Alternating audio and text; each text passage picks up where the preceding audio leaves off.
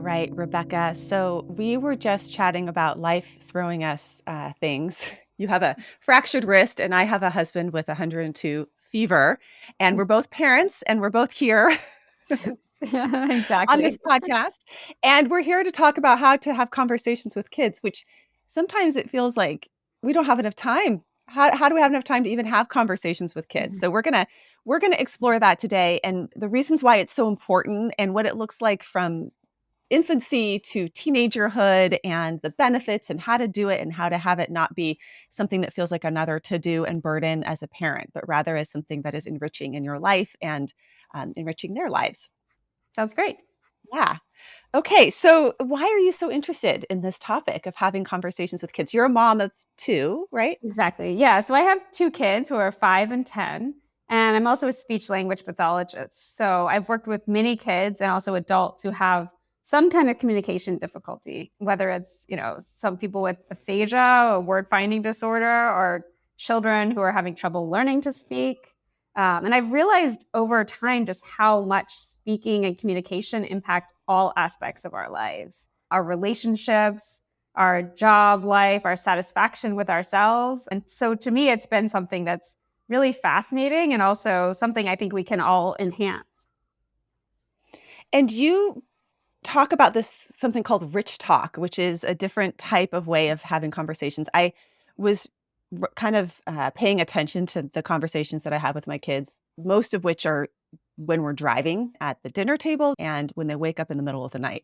That's the Ah, other one. those are good ones. So, but the driving one is interesting because it can be just sort of fall flat. It can be typically things like, how did your day go? Fine. Did you learn anything? We took a spelling test. How did you Mhm, do? mhm. I got one wrong. Which one did you get wrong? And it's sort of like, okay, that's not really meaningful. Exactly. So, what is rich talk and how is it different than just sort of the day to day stuff that we talk to Definitely. our kids about?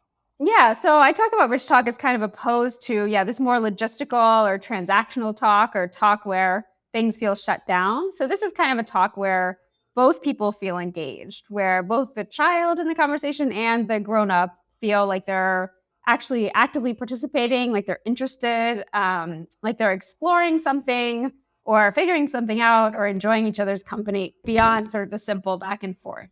So I actually offer ideas in my book about how you can do this and make this happen in ways that are not exhausting, but actually fun. Okay, so let's start with some of those. If I'm driving home from school and my kid's giving me nothing, which is usually the typical I'm pulling teeth, Rebecca. These are like Yeah. a 9-year-old boy and almost 13-year-old boy, and it's the end of the day. I, of course, wanna know everything about their day. I would love to know which friends they're hanging out with, what they're doing in their science class, what was hard for them, and they're just not super interested in sharing a whole lot. How do we start to develop this? Yes, I think, and this is funny because this is something I've heard from so many parents. It's sort of the thing that comes up the most is that I want at the end of the day to know what's happening, and my kids are not telling me anything or anything I want to know. And I think one big misconception is that we can have those conversations at that moment easily. Because really, given the timing, kids have been in school all day. They've been talked at a lot. They've been interacting with friends. And especially if they're more introverted or quieter, they may have just been totally talked out by the end of the day. So they may just feel like, I don't have anything to give you right now. I haven't really had time to have downtime enough to process that. And I think another thing is that sometimes, like, how was your day? Or, these kind of questions actually require kids to kind of summarize their day in a more abstract way than they're used to or that may be easy for them. So I actually try to ask questions that are more back and forth and more sort of first giving them some time to talk or some silence or play music. And sometimes I will start even by just telling something about my day. So kind of taking the pressure off of them, but saying something like, oh, you wouldn't believe the thing that happened to me today. And just actually giving a model of telling kind of a story and then maybe asking for a specific story from them. So, like, oh, I noticed you have paint on your shirt. What happened? Or, you have new shoes on and you didn't have them on before, for a little kid, that might happen. So, just kind of starting really specific and, modeling a story rather than trying to summarize, I think could be helpful.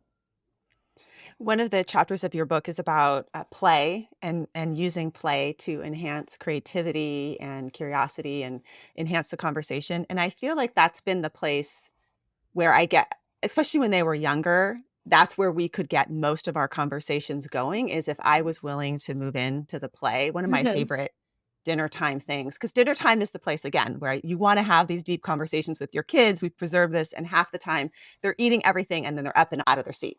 And so we would think about all these, okay, how do we make dinner time last longer? You spend Yeah. time making dinner, you want to sit at the table longer, learning about my kid's day. So we would do things like two truths and a lie about your day during dinner. And that's a great one to just hear about because we're getting creative and you know, it's funny to hear two truths and a lie from your parents too. How could we use play to enhance our conversations with our kids? And why is that so important? Yeah, so actually, I think play is so important for kids of all ages. We sometimes don't think about it for older kids and think about it as, kids are playing in the sandbox and then we forget about it. But you can actually play, especially with conversations for all age kids. And I think it is so important because it allows them to expand on their thinking and to kind of brainstorm in really generative ways. They're not really shutting themselves down. A lot of times, thinking, oh, there's one right answer or what do they need to hear? But it's actually allowing them to be creative and to kind of expand on their thinking. And that actually translates to lots of other things, in terms of being able to write stories or understand what they read. So I think it's so important. And I love that Two Truths and a Lie. And I have many other games myself that I like to play. And actually, one I just talked to some Ukrainian teachers about because I was giving a talk about resilience and it's called Yes, No, Maybe. And it's in the book, and it is just this sort of guessing game where you try to guess which one I think is yes, which one I think is no, and which one I think is maybe. So I can give you examples, but yeah, there's a lot of We do it with me because I don't understand Okay, how to play yeah, yet. yeah, Yeah. yeah. So for example, my favorite snack is gummy bears, Doritos, or pieces of salt with chocolate. So you Ooh. would say, like, which one do you think is true? Yes. Which one do you think is Uh-huh. not true? No. And which one do you think may be true? And so then you kind of try to read my mind and which one, and sort of see if you know me that well. And I would tell you whether you were right or wrong. And you kind of go around the table like that. It's Doritos. Yeah, Doritos. Oh no, I don't like Doritos. No? Darn! Exactly. Chocolate. It's all chocolate. Okay. Okay, good. Yeah, so that's kind of fun because it's playful and then you're also getting to know about the child and the child's also thinking about themselves. Like, what are the things that I like? What who Exactly. am I? What's going on in here? And that's that sort of that metacognition part of learning about yourself through conversation. One of the things that you also talked about in the play section that interested me because we are battling with this right now. It's like super just part of our questioning as parents is around organized sports. And what we have found, and I also hear this a lot from clients as well, is that there's this sort of overscheduling that is happening amongst us all. And many of us are getting into we need to be in club sports or specialized sports, and you need to start at 9. Otherwise, you actually cannot play soccer if you didn't start I at 7. I Sorry. I've heard that. um, Yes. and then they take up so much of the time, and the practices are from conveniently from 5:30 to 7:30, right during the dinner hour when you're trying to have your family meal and your kid has homework to do, and there's this pressure around that this is actually the play part of our children's lives, and it also eats into the play of our children's lives. So can we talk a little bit about this? I mean, sports in general, but also the overstructuring of our kids' lives, how it's impacting them and how it's impacting our conversations with them that time. Yeah. I do think it's sort of a really insidious thing because I also hear of that from so many parents. And ironically, for a lot of parents, I've heard them describe their child's extensive sports schedule, in terms of like, oh, we have 2 meets on the weekend, we have 3 practices. And then at the very end of the conversation, they'll say something like, oh, our kids are just so overscheduled these days. And I'm like, yeah. So it's interesting because I think people are aware of it. And yet we feel kind of pushed into these patterns because everyone else is doing it or because we want to help our child succeed. And obviously, sports in themselves bring so many benefits. So it's not that there's anything wrong with playing sports, but definitely when it does eat into sort of a relaxed sense of downtime or time to even play in unstructured ways, it actually does dampen children's ability to even organize themselves or prioritize or plan because everything is constantly being planned for them. And in terms of the language, it's also thinking about children are not actively needing to think, well, what do I do next? They're always being told, you go here, you do this practice, here's your directions. And so over time, I really do think that's a big issue in terms of children not being able to articulate what they're interested in, which I've seen as well. Many of us are caught in this position of our kid really wants to do the sport. Their friends are doing it. They wanna get better at it. I'm often questioning, is it me that I can't handle this much sports practice and my kid really can? Like, he can do a lot more than I can? Or is it the societal pressure that I'm trying to keep up with the Joneses?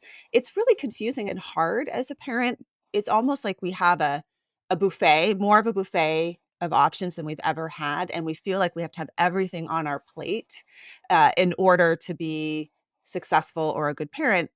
And the flip side of that is when we don't, so I have another child that's not overscheduled and not as much into sports and would rather do things like, ceramics and horseback riding and, sort of more creative stuff.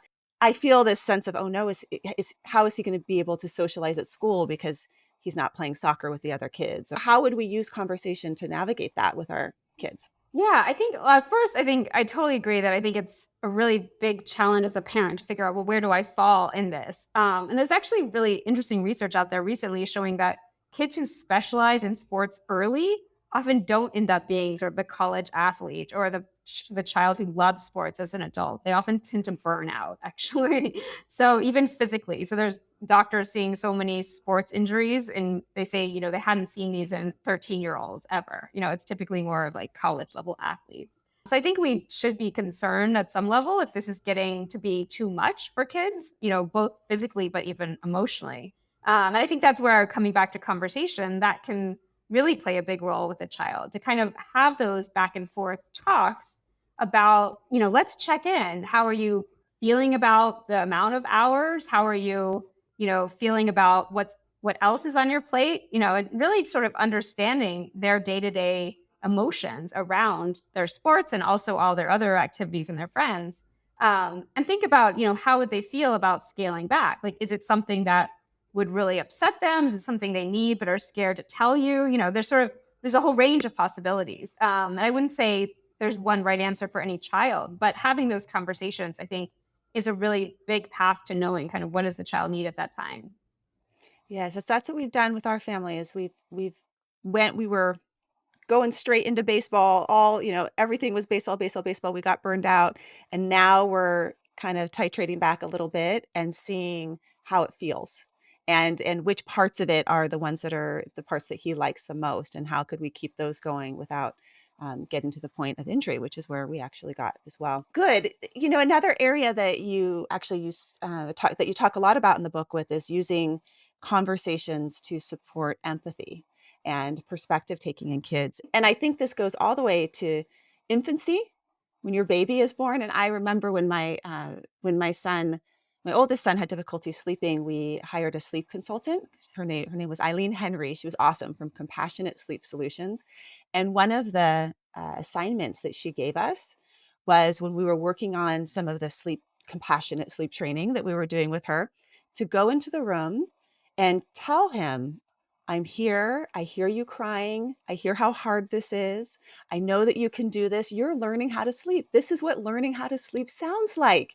You're soothing yourself when you're crying." And so we would talk, and we were also talking to ourselves to make it through the night.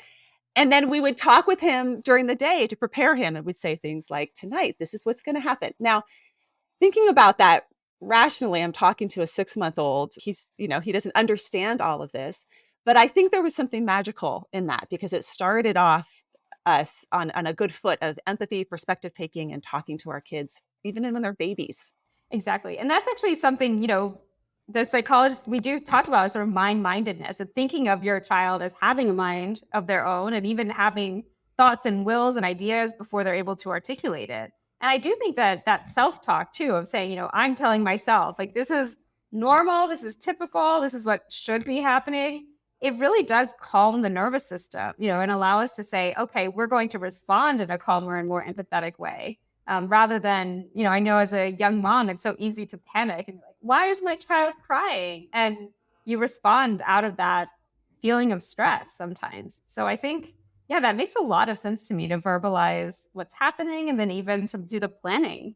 Um, because even in your tone of voice, even if all the words aren't clear to a child at that age, I think they're getting the message that you're calm, you're control, and you're offering warmth. So I love that.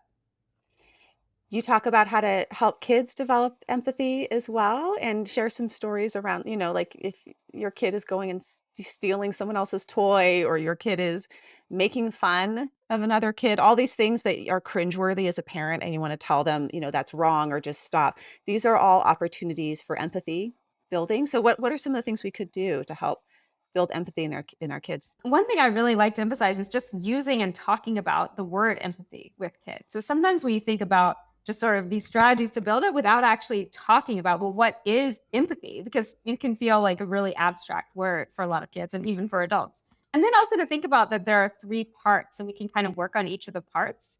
And the first is sort of more cognitive, that perspective taking. So how do we actually think about how it is to be another person? And in that, I like to do kind of these storytelling conversations where you might take a scene, say kids on a baseball field, just using your baseball example, and then to think about from each perspective, how would it be to be that person? So kind of flipping perspectives, like how would it be to be the pitcher that just pitched, an amazing pitch, and how would it be to be the batter who didn't get the ball hit or whatever. And all of these things, and kind of shifting perspectives flexibly with kids and talking it through, I think can be a really helpful exercise in terms of actually taking the perspective. And the second is more emotional. So, how do you actually feel the emotions of another person, which can be really hard to do? And I think about kind of trying to use as many senses as possible in these conversations. So, like, what did the grass smell like? What does the ball feel like in your hands? So actually trying to paint as much like a movie as possible.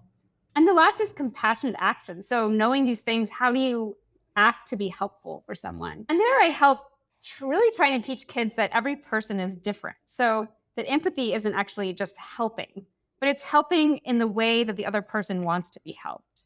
So for example, someone may want you to bring them groceries if they're sick, and someone may want you to bring them flowers, and you don't know until you actually talk and get to know this person.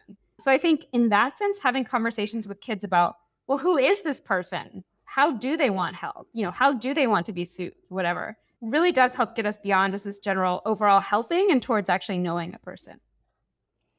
That's all stuff that kids actually have to learn. We have a sense of our kids having to learn math skills or how to tie their shoes or how to put their own seatbelt on or these different life skills, and we don't take into account that learning something like empathy and compassion is another skill, and it requires a little bit of support from us. They're not just going to necessarily get it right away. And so these conversations are in some ways it's like those are the reps for the empathy building, just like you sit with your child and you tie their shoe a million times with them before they can do it on their own. I love the perspective taking one. That is like hands down, I feel like it's a super skill for empathy. It's also a super skill for problem solving, skills and conflict resolution and all of that, which is great. And what about kids who have maybe some people would describe as having too much empathy, maybe are so sensitive. I have one of those kids where we used to sing the song On Top of Spaghetti, All Covered with Cheese, and then he would have me stop singing it because he felt for the meatball. He was like, "Mom, don't sing it. I hate that song because the meatball." So like this, I have a kid who has empathy for a meatball.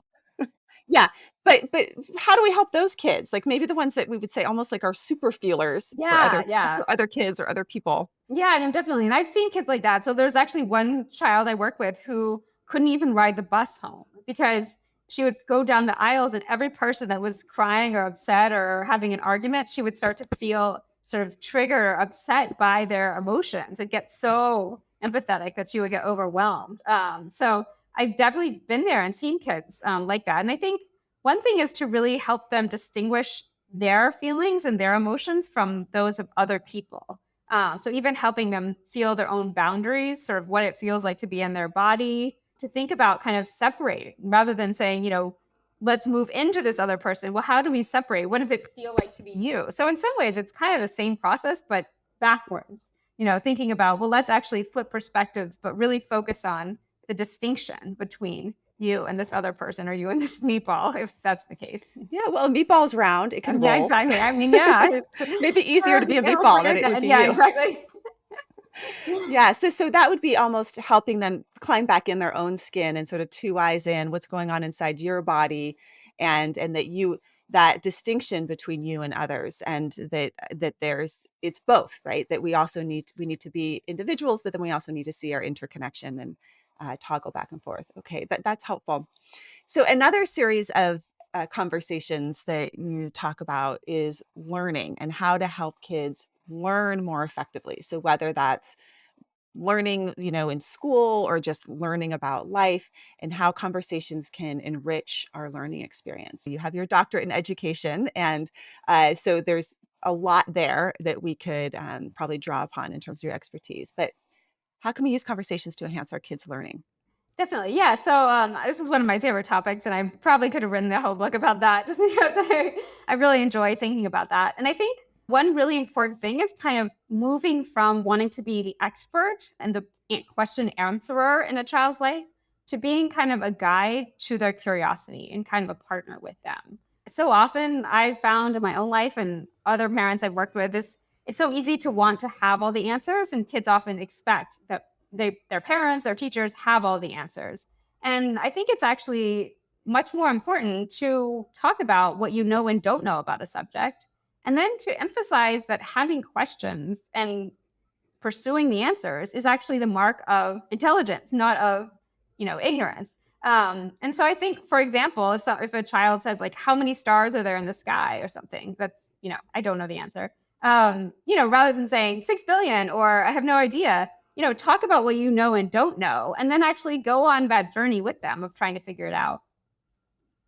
I love it. There's this book out called What If, and now there's a What If 2. Have you seen this I book? know. It's so great. It's this I think he's like a science writer. He used to work for NASA, and he collected all these questions. It would be Yeah. like, what if the universe was made of soup? And if a Tyrannosaurus Rex came to New York City, how many could survive in New York City, and for how long? But what's fun about it, and actually what he said, I heard him interviewed, and what he said is that adults tend to ask questions that are much more difficult because they are so pinpointed. They almost have too much information, whereas kids can ask these big, huge questions that are totally wild and out there.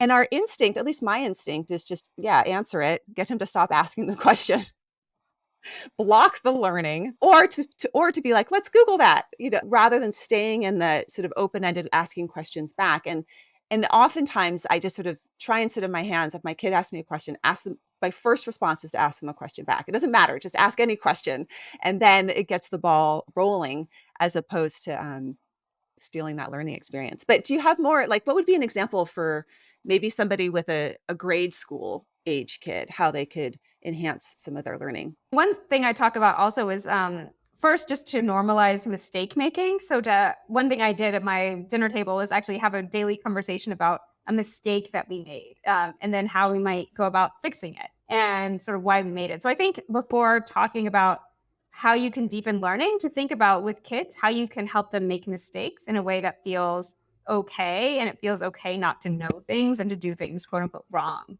So that was kind of the first step. And then I think with older kids, to really help them think through, for example, where might we find that information? What do you know and not know about this already? What do you need to know? So actually helping them kind of block off a vague question into component pieces and then figure out, well, what's the specific thing you need to know? And then how do we get there? Like, is it a Google search? Is it something that we could explore by going in nature? Is there something else? That kind of thing. So actually helping them think through sources and also be critical about sources. So I met so many kids who, think, oh, Google said it, so it's true, and helping them recognize like, well, how do you tell if something might be true or might be possibly not true? And kind of having those critical conversations about literacy too. So helping them figure out how to get to the answer, but in the beginning, it's really being in the place of making the mistake, and that there isn't necessarily one right answer. On our drive home yesterday, my son asked me, "Mom, what do you think is the hardest part, the easiest part of a car to make?" Hmm. So I asked him, "What do you think?" Yeah, yeah. Pause and ask the question back. Yeah. And it's just such an unusual question, right? But there's thought, and because I was reading this book, I'm like, okay, I'm going to try and spend this whole car ride home just on this. And then we found our way to, what do you think the easiest part of a bicycle to make Oh, would be? What do huh. you think Yeah, the yeah. easiest part of a boat to make would be, and why? Because we Yeah, had different yeah. ideas of what is easy and what is hard, That's and really funny. Yeah, yeah, yeah, yeah. exactly.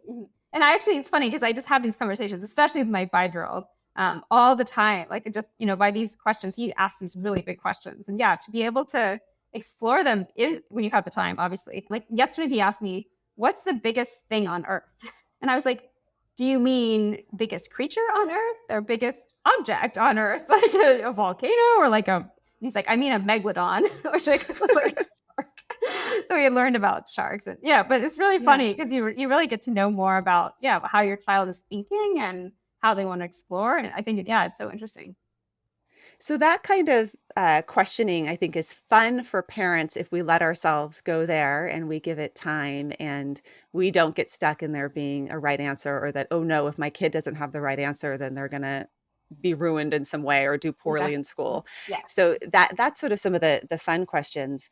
But then there's also conversations that we may need to have with kids that aren't fun, Hmm. and that are this happens a lot in my practice, where someone is going through something. Maybe it's a client of mine that's going through a divorce, and they're like, I have to tell my kids about our separation, right? How do we do that? Or a client who's, maybe had a medical diagnosis. I have to tell my kids about this. Or the dog died. I have to tell, and then the other things that are uncomfortable conversations, like, for me, I'm at the edge of 13, so I wanna talk to my kid about pornography. Yeah. Well, that's a fun Yeah. conversation with a 13-year-old boy, you know? For How do I sure. do that? Yeah. So, how can we use this art of conversation when we're entering into difficult stuff, and what are some tips around that? Yeah, so I think there are a couple things. I think first, to really focus on the back and forth aspect. So, how much are you talking versus how much is a child talking? Oftentimes, we don't notice when we get kind of into the fact that we have to have these harder conversations. We could talk on and on without really stopping for a breath or without really saying, well, how is my child processing this? What are they thinking about it? And I think that that balance of back and forth is so critical. And you actually often need to say less than you think to get a child kind of responding to you one way or the other. And I think another thing is to really start with, if you can, what's on a child's mind or what they might be worried about or thinking about, to understand their frame of reference. Because sometimes kids can have really different, ideas about what's happening than reality, or they can have a lot of misconceptions. So, for example, I've met a lot of kids who, in the case of their parents' separation or divorce, they say, like, my parents are getting divorced because I did X and Y thing wrong. Like, they think that it's they're to blame, and it's usually something minor, difficulty or that they've been having, or some sort of infraction, and they think that's the reason their parents are separating. So to kind of start with what they're understanding from the situation, and then going from there, sort of debunking misconceptions before diving into the talk, I think can be really helpful, because sometimes we're having one talk and the child is having a completely other idea of what's going on. So that's where I would start. That's a really good point. Something like grandma has cancer, they may Yeah. have all sorts of ideas about what cancer is. Right, exactly. It means like some, I was talking about war to my daughter. And she's like, "Oh, I thought war only existed 100 years ago." And so we're like, "Oh, so that's that's a different conversation." Yeah, or cancer, does it mean you're going to die tomorrow? That there's just a really, yeah, it's really hard to know what kids are thinking until we actually get at those assumptions. Yeah, it takes some perspective taking on the part of the parent, that not assuming that our kids know a lot of things. And I think about that also in terms of friendships, because from infancy to adulthood, the importance of our kids developing friends, and as parents, we want to support them in making friends, but then it's also, up to them in a lot of ways of who they like, who they want to be with. And when they're little, there's the wanting them to make friends because it's having someone to play with. But as they get older, it's also thinking about, okay, their friend group is who's going to be influencing them, and you want them to be around people that are going to make good decisions, Right, for right, as sure. well. So talk a little bit about that. How can we support our kids in becoming good friends and in choosing good friends?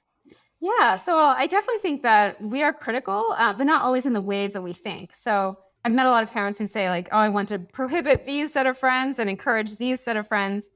And I think that only works for so long, especially as kids get older, because they are often, making their own choices. They have much more time with school, with after school to choose their own friends. I think it's more important if we can be kind of a reflective partner and a guide, similar to with learning, so we can support kids to really think through their priorities in friends. What do I want? What are my values in a friend? What do I want to see my friend do? What would sort of violate my ideas of friendship? I met so many kids who just don't know, if my friend does X thing, does that mean we shouldn't be friends anymore? Or does it just mean that, they need to apologize or something like that? And so I think to actually talk through that in sort of an after the fact way, and even kind of a proactive way. So thinking through, what does that mean for you as a friend? Do you think that someone who, say, talks behind your back to another friend, is that someone, is that a one-time thing? Can that be resolved? Is that something that's more persistent?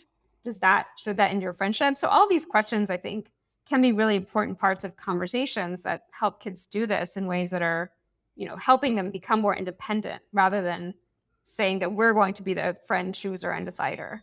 Hmm. As soon as you block some kid from a friendship or a relationship, like a romantic relationship, that is the thing that they are going to Right. go Yes, after. that And tends to backfire yeah, very it's badly. yeah, Yeah. and it's I think, I've worked with parents that are in that position of like, "Oh, I see that this," especially, friends that they think are toxic or, romantic relationship they think are toxic. "I think this person is really bad for my child. I can see that whenever my child's around this kid, they act in ways that I don't like. They have picked up on behaviors and even their language that sounds like this other kid, and now it's in my house." So how do you work with that? Like, if you really clearly think that this other kid is, sort of a bad influence on your kid or harmful to them. Yeah, I mean, I think in that case, like I would, if you have the ability to talk with your child about how they're feeling about what they're hearing, to really and even objectively say, rather than saying, "Oh, this child is bad for you, you should stay away," just to objectively talk about what you've noticed. Just I've noticed this child said X thing to you, or I've noticed, you do this thing now like this person does. Can you tell me more about that? And actually having this kind of open-ended conversation, I've noticed that so many kids sometimes do feel uncomfortable about it. But when we come at it from a perspective of, oh, I'm banning you from this child, they come at it defensively, as if, like, well, I'm going to defend my friend now because you're coming, to quote unquote attack the friend. So rather than doing that, to sort of support your child in thinking through, their potential feelings of mistrust or negative emotions, or feeling like, oh, this person's cool, but yet I don't really like these things that they're doing, or they're part of my friend group, but I still feel kind of weird about it. And to say, how can we help you maybe shift away from that friend, or how, if you want to, how can we help you feel better in your friendships and guide them towards the friends that are, not doing those things. I think really focusing on the emotions of that as well, helping your child notice when they're feeling upset after leaving a friend activity or something like that. And if there's a Mhm. pattern, to really help them start to notice that and bring that to awareness, I've seen to be really helpful rather than having that sort of more defensive posture. Mhm. Yes, maybe asking our kids which kids when you're around them, you feel like you're your best self.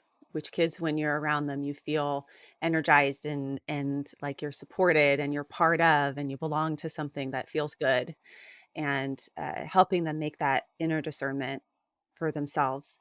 And also some coaching. I do think I do think it's helpful to coach kids on the nitty-gritty of that you don't have to, like, break up with a friend, but you can, conveniently not invite them over as much and start to back off a little bit, and what would that look like today if you went to school and you were doing things differently around this friend, and flight, like talking it out, ahead of time so they have a bit of a plan. I've definitely had many conversations with my own kids and kids I work with about, how would it sound if you were, doing X thing? Like if you were wanting to maintain the friendship but step away a little bit, what could you say? Or what could you say to coach your friend if another person's being mean to them? We just had that conversation yesterday, actually, with my child. I'm like, she was telling me that she was helping a 7-year-old on the playground and there was another boy being mean to the girl. So they were saying, like, how can we help you, stand up for yourself? And so I think actually having those talks in a supportive way is really important. So when you're talking about, standing up and supporting kids that feel left out or having difficulty on the playground, another place that I think a lot of parents are really passionate about right now and maybe don't know how to do it because it wasn't taught to them is how to talk with our kids about things like racism and belonging and how to be inclusive and stereotypes. And I think about my early childhood, how I didn't get conversations like that. And then now it's harder for me. It doesn't come naturally, to have conversations with my kids about race and racism. So what are some of the ways in which we can build this into our day-to-day framework and not have it be something like, okay, I'm going to sit down my kid and have a conversation about racism or I'm going to make them a good citizen in the next 20 minutes. How do we have it be just part of our daily um, being within our families? Yeah, and I think that's actually just a great point to start with is the fact that this can't come out as a lecture or even a series of lectures, that it doesn't have an effect. And then kids often don't get very much from it. So I think it is great to start out as sort of an everyday conversation focused on things that are already happening in kids' lives. And just one example, I think it's really important to start with naming stereotypes and actually labeling them and using the word stereotype. And sometimes it can be a lot easier to start not with a child stereotyping someone else, but something that they might see in the media, in a film and books. And you can talk through, oh, this character is doing, is probably stereotyped because they're doing X thing. Have you ever seen that anywhere before? And talking about that stereotype and how some things in our culture are privileged and some things are not privileged. And that that's not fair. So to actually see that first and then to pick up on it when kids are doing it themselves. So actually to invite them to notice, oh, I noticed this is actually a stereotype. It's not always like that.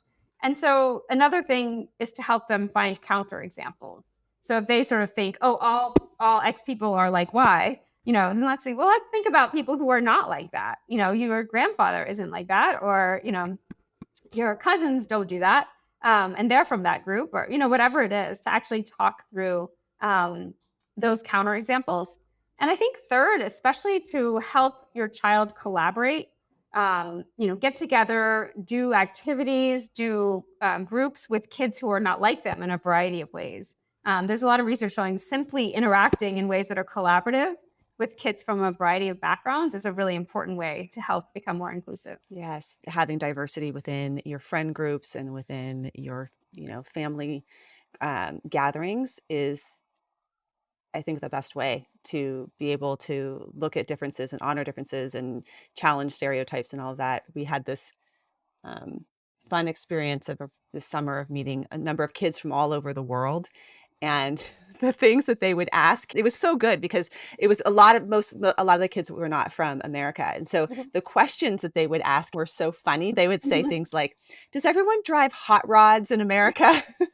That's And so I was like, funny. Yeah. this is such an example of Yeah, how exactly. when we don't have contact with Mhm. people that are different from us, we go off of the assumptions that maybe we saw on TV, Yeah, or we exactly. read in a Yeah. magazine or whatever. Right, right. So Mhm. that's where it's so helpful just to have have diverse relationships and then start to see differences as strengths and really encouraging that type of conversation as well. Yeah, and I love that. I think it's so important, especially as moving kind of from tolerance, being kind of I'm tolerating it, but I don't really like it, to more of that celebration perspective, actually actively noticing and celebrating differences. And actually, my son's school does a great activity. I know other schools do as well, of having every child find a paint color that sort of best matches their skin tone, and then painting a portrait with that. and writing, kind of giving that color a name, so like for sienna or like chocolate or whatever.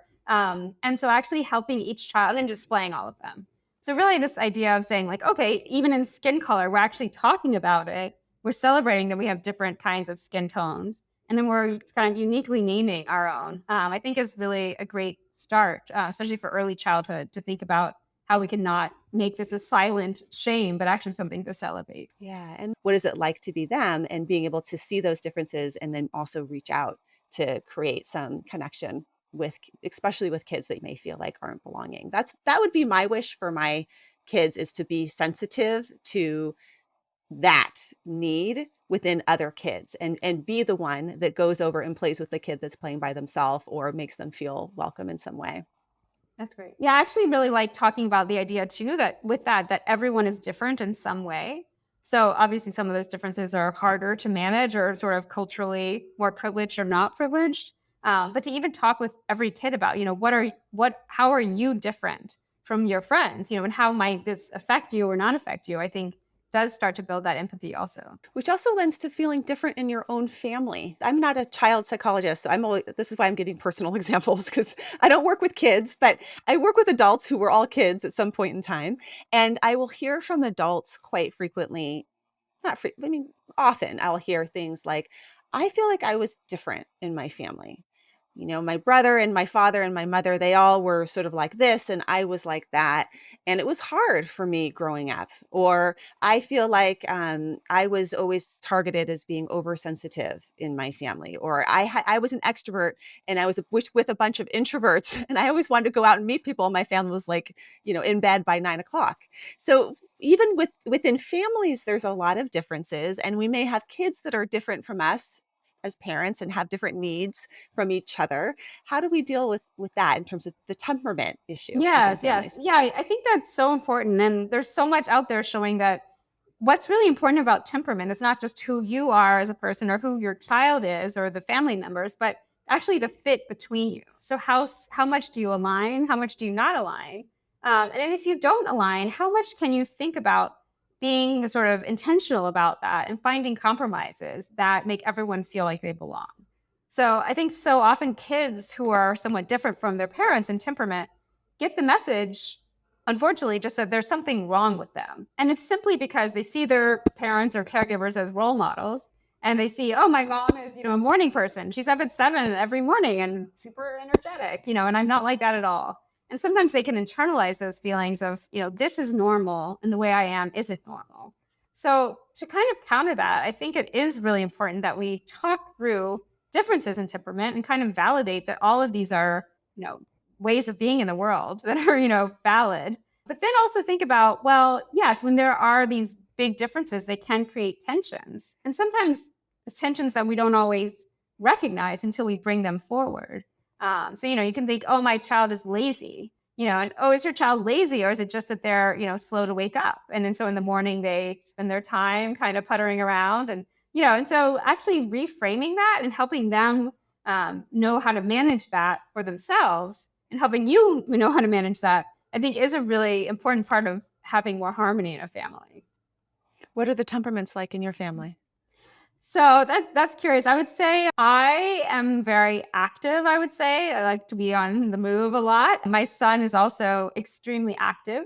And my daughter is similarly, but she's not as like morning person like. So I think that's the other difference is that I'm like, sort of slow to wake up and my son is awake kicking soccer balls at like 6 in the morning if he could. So I think that especially that morning time, realizing like, okay, let's find an activity that's somewhat quiet but active for you while I wake up, for Mm, example, is really helpful because otherwise it's easy to think like, why are you awake so early?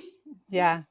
And that part of the temperament, I mean, this idea that temperament, you see it in them as babies, Yeah. and that thread, yes, it changes over time, but there are some threads that Oh yeah. feel like they stay, Oh, for sure. Yeah. Yeah. for life, and, oh, those early risers, if you're not one, that can Oh be yeah. painful, Yeah, exactly. and if you are one, it's like you kinda gotta get your kids, going in the Right. morning, Right. and that can be Exactly. another source of stress within the family. My son just joined the surf team in our Oh, efforts to nice. diversify our sports, Yes. Yeah. and he has surf practice in the ocean, 6 o'clock in the morning. And so I love it because I'm such a morning person. I'm Yeah. driving him down to the beach, and I was like, "This is great. It's I like will drive 5 you to something. surfing." And I'm in, I get in the water with him afterwards. But if he needed me to drive him anywhere at 9 o'clock at night, I would be in my pajamas and in bed. Right, right. So this is where I was like, don't ever expect me to So drive you ever funny. to a Yeah, party. But this yeah. is That, yeah, getting to yeah. know your kids. Yeah. Yeah. And honoring difference so everyone gets what they need to thrive. Yeah, and I've talked even with my kids about that because my daughter, who's 10 now and almost 11, insists that she doesn't need any more sleep than I do. And so, but she will try that and end up completely exhausted by the end of the week. So I think even that kind of conversation about like, well, this is your age. Let's look like, let's actually see how much sleep is recommended for your age, and realize that it's not because we're all human that we all require the same amount of things. Well, any other last tips from your book and just from your research about conversations with kids? Like, what would be some takeaways that you think that would be helpful across the parenting lifespan for us to think about and be working on when we're parenting our kids? One thing is just to really notice and sit with your child kind of and see what they're interested in. And I don't mean kind of interested as like an activity, like, oh, soccer, sports or something, but actually, what are they thinking at that moment? Kind of what is interesting to them about what they're doing. And I think that question applies at so many different ages. For example, like an older child working on a robotics project, and they're frustrated. It's like, well, what is it that you wanted to get out of this? What are you interested in achieving? What's blocking you? Kind of having that question. And even a 2-year-old sitting to watch them and seeing, like, well, what are you interested in getting out of this block structure? Where are you trying to make it go? Why do you want that? Do you want it to reach the window? Do you want so I think having that question of just what is my child interested in, not like their age and stage in general, but actually at this moment. If you can do that just a couple of times a day and respond to that interest, I think that can really enhance the quality of your conversations because you're going from a place of pursuing what your child wants to pursue for small chunks of time. And I also think these kind of connections can help your child actually not do as much of the quote unquote acting out because they do feel like they do want to explore with me rather than let's just be directive. So that's one idea I'd like to, as a takeaway. I love that takeaway. I got that advice at some point from somebody of, when the kids are quiet in the back of the house. And that would be always the time where I'd go to the front of the house and get stuff done, right? Answer emails, chop up stuff for dinner. And someone made the recommendation, like, have you ever gone back there Yeah, exactly. Just like and literally just sat sit. down Yeah.